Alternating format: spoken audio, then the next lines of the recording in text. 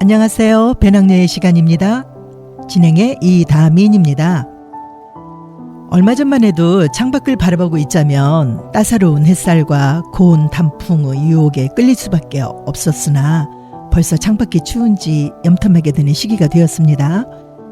저는 감기가 들어온 것을 차일피일 미루다가 폐렴이 되고 말았어요. 다행히 치료가 잘 되어 여러분과 또 만납니다. 반갑습니다. 여러분도 특히 밤에 찬 공기 조심하시고요. 필요한 예방 접종도 하시고요. 호미로 막을 거 가래로 막는 일 없으시기 바랍니다.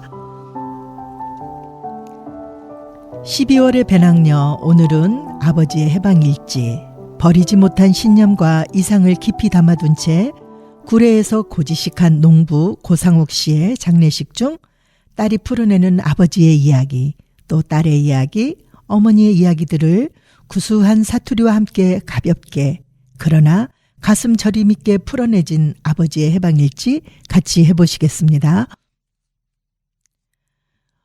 오늘은 정지하 작가의 아버지의 해방일지를 소개해 드리는데요. 먼저 작가 소개부터 해드리겠습니다. 정지하 작가는 1965년 전남 구례에서 태어나 중앙대학교 대학원 문예창작학과 박사과정을 마쳤습니다.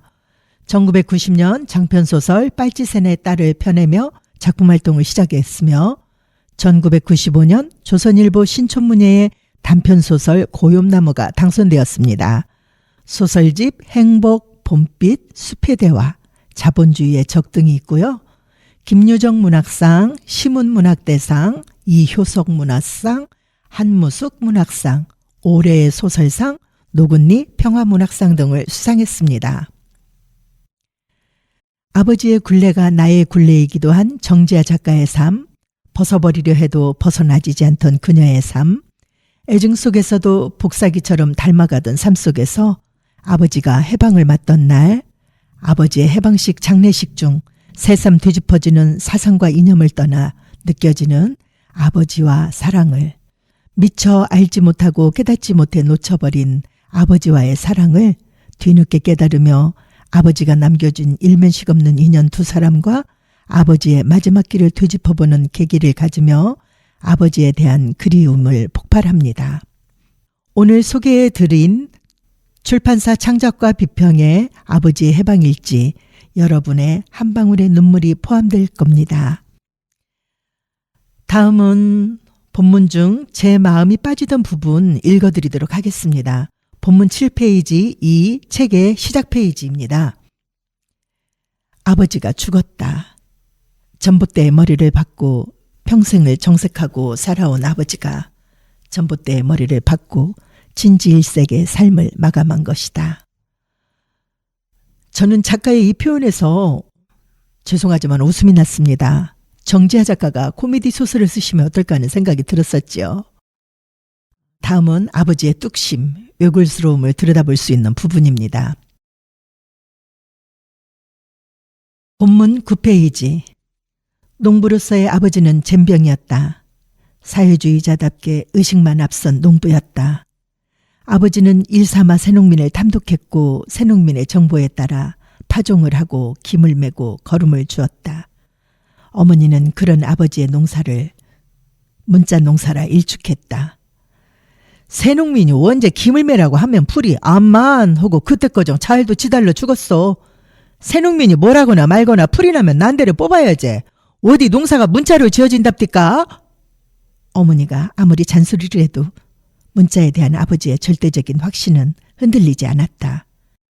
문자에 대한 확신으로 아버지는 공산당 선언을 읽었고 사회주의자가 되었을 테다. 전문가들이 오직이 잘 알아서 써놨겠어.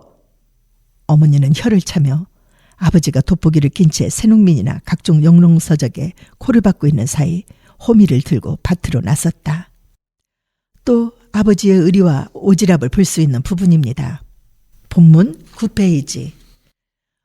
오가는 것이라곤 바람뿐 적적하기 짝이 없는 시골 겨울에 물릴 대로 물려있던 나는 드디어 아버지가 한눈이라도 팔았나? 나에게 배다른 형제 자매라도 생기는 것은 아닌가? 흥미진진한 연속극을 지켜보는 심정으로 기왕이면 한 재산 뚝 떼어줄 가진 것 많은 작은 어머니를 고대하며 빼꼼 방문을 열었다. 에게. 광주리를 이은 그 여인네는 인물로나 몸매로나 차림새로나 작은 어머니감으로는 턱도 없이 부족하여 어머니의 상대가 되질 않을 듯했다. 그 여인은 말하자면 민중의 전형과 같은 생김새였고 나는 취향마저 빼도 박도 못하게 사회주의자인 아버지에게 다소 실망하여 찬바람에 진저리를 치면서 냉큼 문을 닫았다.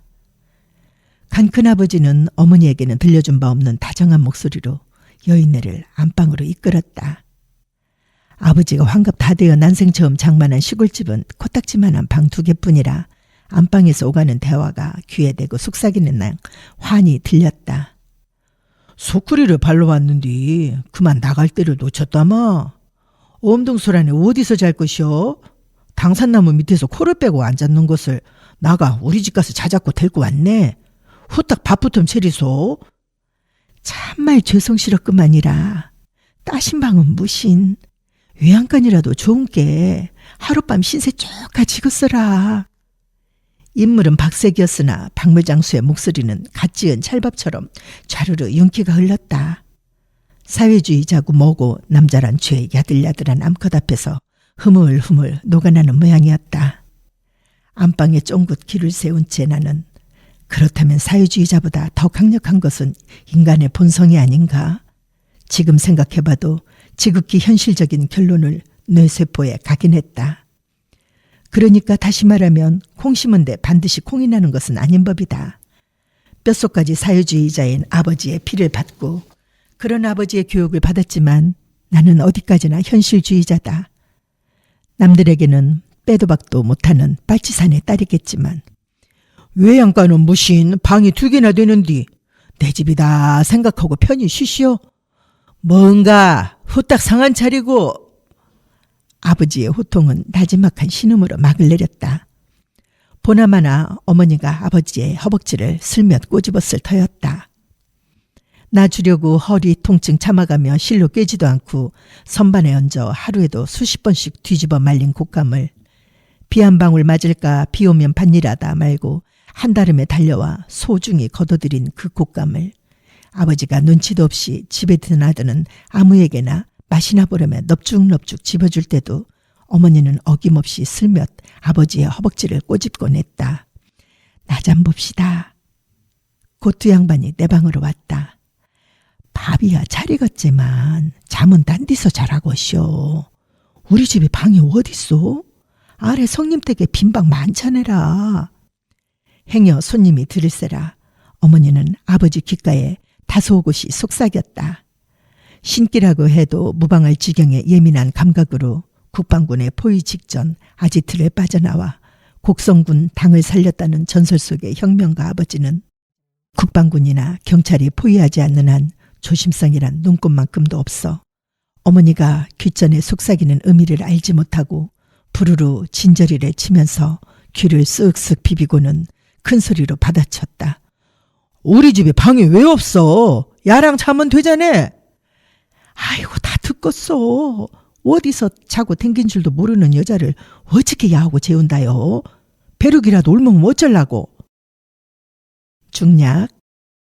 그날 어머니는 허리가 아파 평소 된장찌개와 김치밖에 내놓지 않던 어머니는 찬장에 고이 모셔둔 3접시까지 총동원하여 당신으로서는 최대한의 극진한 식사와 잠자리를 대접했다. 민중에게. 아버지의 민중이 그날 밤 내게 남긴 것은 벼룩이었다. 대신 가져간 것은 석가래에 매달아 놓은 마늘 반접이었다. 나는 한 달 가까이 푹푹 몸을 긁으며 민중을 욕하다가 혁명가를 탓하다가 그러다가 불현듯 낄낄 웃음을 터뜨리곤 했다.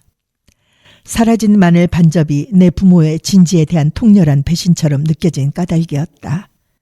그러나 배신당한 당사자들은 나와 달리 배신이라고는 절대로 생각하지 않았다. 오죽하면 그깟 것을 두고 안타까워했을 뿐이다. 이처럼 주인공 고상욱 씨는 신념 있고 인정 많은 사람으로 내 일보다 남의 일에 앞서는 사람입니다. 이러함이 가족들에게는 불만이 되기도 했지만 그가 세상을 떠난 후 장례식장을 찾아온 사람들이 그를 그리는 이야기 속에서 그의 삶이 옳았다는 것을 알게 해줍니다. 그러함에 딸 아지는 자신이 미처 보지 못했던 아버지의 모습을 3일간의 장례식장을 통해 알게 되고 자신도 아버지를 향한 그리운 마음을 깨닫게 됩니다. 끝으로 주인공이 비로소 아버지의 사랑을 알게 되는 부문입니다. 본문 263페이지 중에서 오거리에 차를 세웠다. 내리려던 아이가 뭔가를 보고는 내 손을 확 낚아챘다. 엉겹결에 끌려간 곳은 오거리 슈퍼 맞은편, 편의점 맞은편, 오거리의 정중앙 하동택 가게가 있던 자리였다. 낡은 함석집은 사라지고 새 건물이 들어섰지만 삼각형 가까운 이상한 모양새는 여전했다. 아이가 손을 내밀었다. 남은 유골은 반주먹도 되지 않았다. 아이는 그걸 내 손에 쥐어주었다. 할배가 그랬는디 언니가 여기서 썽을 냈담서? 할배가 아줌마 궁뎅이 두들겠다고. 아무튼 아버지는 제 허물도 제 입으로 까는데 선수다. 그것도 이 어린 아이를 상대로. 그때께 할배 맘이 요상하더래. 아버지라는 곳이 이런 건갑다. 산에 있을 적보다 더 무섭더래. 경찰보담 군인보담 미군보담 더 무섭더래. 아버지의 유골을 손에 쥔 채 나는 울었다. 아버지가 만들어준 이상한 인연들이 말없이 내 곁을 지켰다. 그들의 그림자가 점점 길어져 나를 감쌌다. 오래 손에 쥐고 있었던 탓인지 유골이 차츰 따뜻해졌다.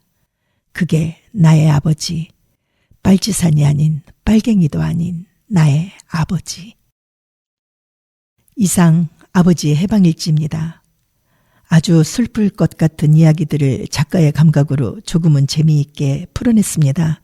많은 분 읽어보셨으면 감사하겠습니다.